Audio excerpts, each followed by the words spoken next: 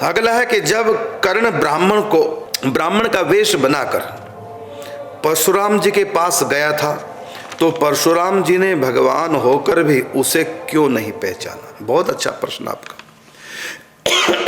क्योंकि 24 अवतारों में परशुराम भी भगवान नारायण का एक अवतार है। तो परशुराम भगवान है, ऐसा शास्त्रों में लिखा हुआ है, हमारे भागवत में सब ग्रंथों में लिखा हुआ है। तो आपका प्रश्न है कि जब वो भगवान है तो कर्ण जब आया ब्राह्मण का भेष बना के वो झूठ बोल गया कि मैं ब्राह्मण हूं, तो क्यों नहीं पहचाना। इसके दो प्रकार के उत्तर हैं। एक तो ये है कि भगवान जब आते हैं वो डायरेक्ट भगवान नहीं आते, वो किस ना किसी के मार्फत आते। या तो नर बन के आएंगे तो फिर नर जैसी लीला करेंगे, सिंह बन के आए नरसिंह तो सिंह जैसे खेल कर दिया, वराह बन के आए तो वराह जैसा खेल कर दिया, मत्स्य अवतार मछली के अवतार लिया तो मछली जैसा काम कर दिया, एक बार नारी के अवतार में भगवान आए तो नारी जैसा काम किए। तो जिस भी अवतार में भगवान आते हैं उसी के अनुरूप भगवान खेल करते हैं। तो नर लीला में आए तो इसलिए नर तो कहेगा कि भी उसको तो धोखा हम दे सकते हैं, कहेंगे तुम कौन हो। ऐसे राम जी नर रूप में आए हैं तो पूछ रहे हैं, हे खग मृग है मधुकर श्रेणी, तुम देखे सीता मृग नैनी, क्या तुमने सीता को देखा। तब तो सत्य की तरह आप भी यही कहेंगे, ये काहे का भगवान है जिसको ये नहीं पता सीता कौन ले गया। जो पूछ रहे हैं लतावताओं से, जो भृंगों से पूछ रहे हैं, जो भी आ रहा रास्ते में पूछते हैं तुमने मेरी सीता को देखा, फिर तो तुम राम को भी यही कहोगे। अरे वो नर लीला, नर के मार्फत लीला कर रहे हैं, नर लीला कर रहे हैं। और दूसरा उत्तर ये है, आपका एक उत्तर तो दे दिया मैंने, ये उत्तर इसलिए दिया कि और भी अवतारों के साथ ये फिट होता है, लेकिन परशुराम जी के अवतार की बात रही है। अब इसका उत्तर दूसरा भी है, वो ये कि परशुराम जी भगवान के आवेश अवतार हैं।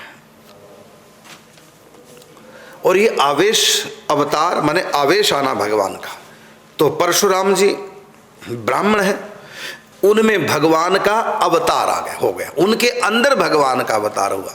और ये अवतार कब तक रहा, जब राम जी ने धनुष तोड़ा और वहां परशुराम जी आते हैं तो वो जो पावर थी भगवान की वो भगवान ने अपने अंदर वापस ले ली। तो उसके बाद अब ये द्वापरयुग की घटना है, ये घटना है द्वापरयुग की। और ये आवेश कब आया था और कब गया, तो परशुराम जी में आवेश आया था जब सहस्त्रार्जुन उनके गाय हरण करके ले गया और वध कर दिया। तो तब परशुराम ने प्रतिज्ञा की कि अब मैं इन अभिमानी क्षत्रियों का समूल नाश कर दूंगा। अब मनुष्य कर ही नहीं सकता इतना बड़ा काम। और उस समय अभिमानी क्षत्रिय हो चुके थे, उनका नाश भी बहुत जरूरी था। और एक इंसान ने प्रतिज्ञा कर ली तो भगवान ने क्या किया, जब मनुष्य का संकल्प और भगवान का संकल्प एक हो जाता है तो भगवान उस व्यक्ति के द्वारा अपनी पावर दे करके काम करा देते हैं। तो भगवान भी चाहते थे अभिमानियों का नाश हो, क्षत्रियों का, अभिमानी क्षत्रियों का।